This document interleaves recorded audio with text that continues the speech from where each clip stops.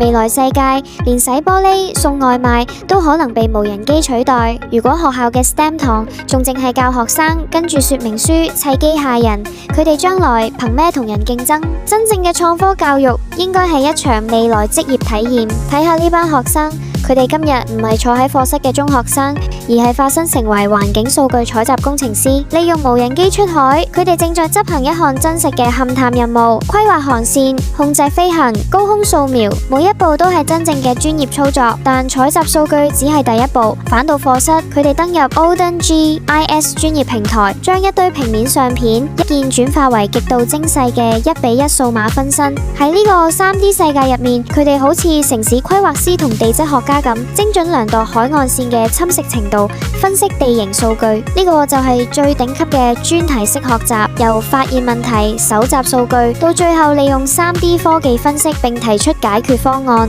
奧登提供嘅唔單止係無人機同軟件，而係一套訓練學生解決真實世界問題嘅思維模式。學校想引入咁前沿嘅課程，但怕門檻太高。放心，由專業無人機、Oden 雲端平台到資深導師同完整教案，我哋幫你一站式包辦。想為學生裝備真正嘅未來技能，即刻留言未來獲取完整 STEM 課程方案。我係小歐，關注我睇多啲無人機嘅知識。